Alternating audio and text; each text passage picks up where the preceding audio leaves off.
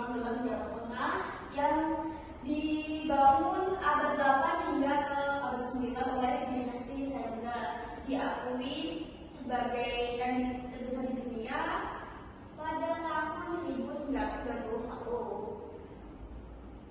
Kemudian arsitektur Candi Borobudur ini memiliki desain berbentuk piramida bertingkat, kemudian terdiri dari 9 tingkat yang bertumpuk, termasuk 6 teras berbentuk persegi, 3 teras melingkar, dan sebuah kubah utama di puncaknya. Kemudian bangunan tersebut terbentuk dari batu vulkanik. Candi memiliki lebih dari 2.672 panel relief dan terukir yang dengan detail dan menjadi rumah bagi 504 arca Buddha. Kemudian next. Nah, setiap tadi kan bentuknya kan piramid ya. Itu setiap terdiri dari 3 bagian. Yang pertama itu ada Kemadu, Rupatu, dan Alradatu. Nah, masing-masing itu memiliki lambang tersendiri. Yang tingkat dasar yang di bagian belakang itu memiliki melambangkan kehidupan manusia yang didominasi oleh keinginan dan keterikatan pada hal yang duniawi. Kemudian yang tingkat kedua itu menggambarkan tradisi menuju keadaan disiplin spiritual dan keluasan terikat di mana bentuk-bentuk masih ada namun menjadi kurang signifikan. Terus yang ketiga itu tingkat-tingkat atas dan kubah utama melambangkan alam tertinggi dalam spiritual. Next. Panel-panel relief yang di candi merupakan narasi visual yang tujuannya itu sebagai komando untuk aliran spiritual ajaran Buddha untuk memberikan wawasan tentang sejarah budaya kuno.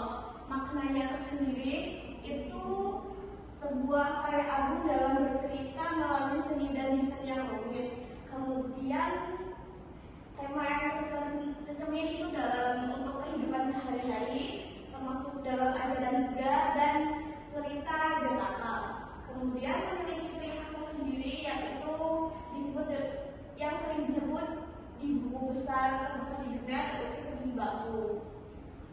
Pentingnya Candi Borobudur itu sangat penting untuk agama Buddha. Biasanya dalam hari Waisak dari untuk beberapa negara,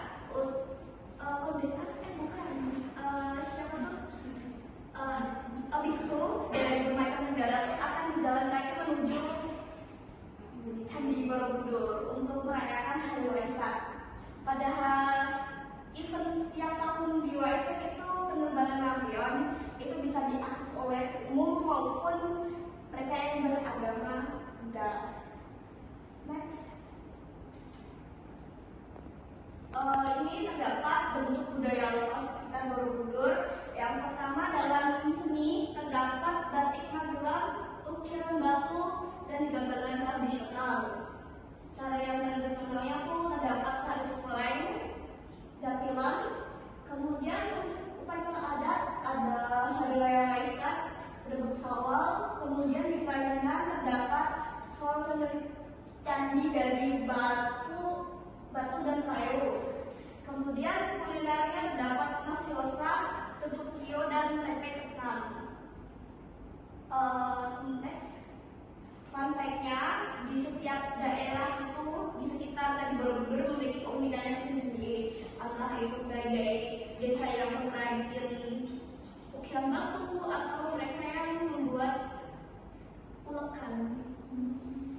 Kemudian terdapat sentra kerajinan di Kecamatan Borobudur. Terdapat wisata budaya tersebar di sekitar wilayah candi dan dapat mendukung ekonomi kreatif, entah itu terdapat festival budaya, produk kreasi berbasis budaya, atau homestay berbasis budaya.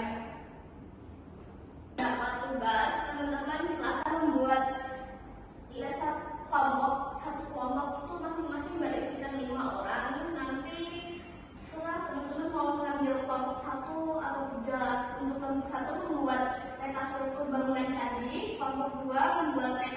desa wisata. Kemudian yang kelompok 3 itu membuat titik kawasan wisata Candi Borobudur. Nanti teman-teman mengumpulkannya dalam ukuran kertas A3 itu dalam bentuk sovel atau hafel itu bisa. Kemudian untuk ke storyboardnya ini sebagai bahan tugasnya.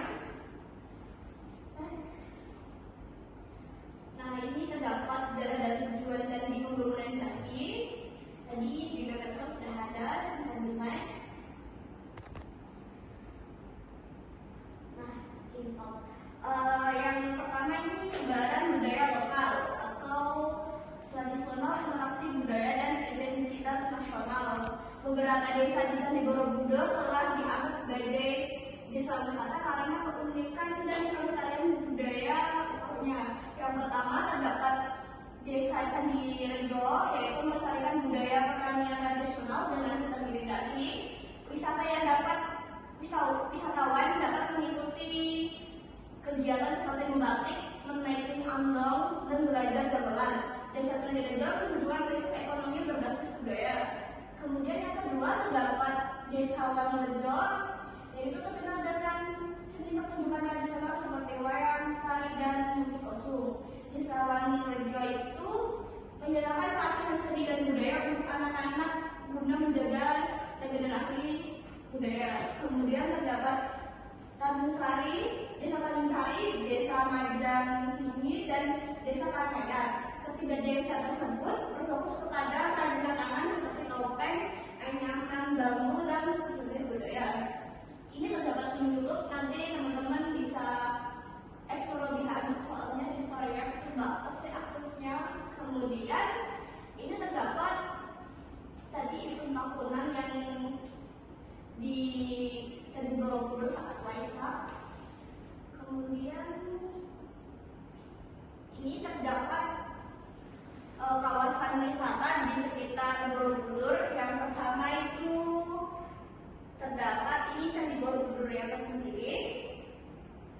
Next, kemudian di sampingnya terdapat Museum Borobudur yang berada di Kompleks Candi Borobudur. Kemudian yang ketiga terdapat Museum Kapal Samudra Raksa. Mereka itu dalam satu kompleks sama dengan Candi Borobudur.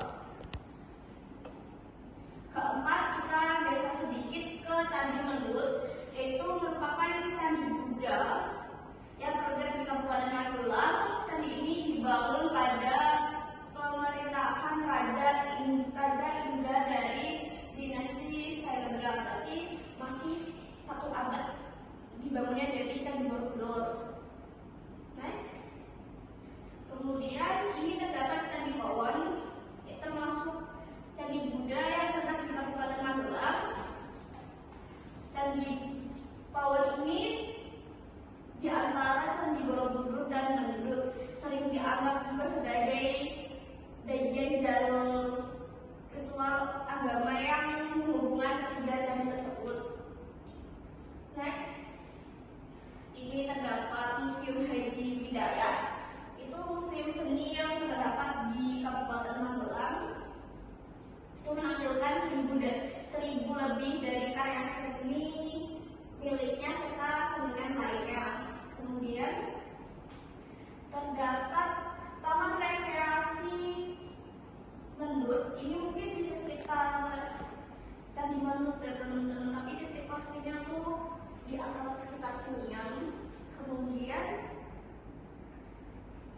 terdapat Limanjawi Art House, yaitu galeri seni kontemporer yang berada di dekat Candi Borobudur. Kemudian terdapat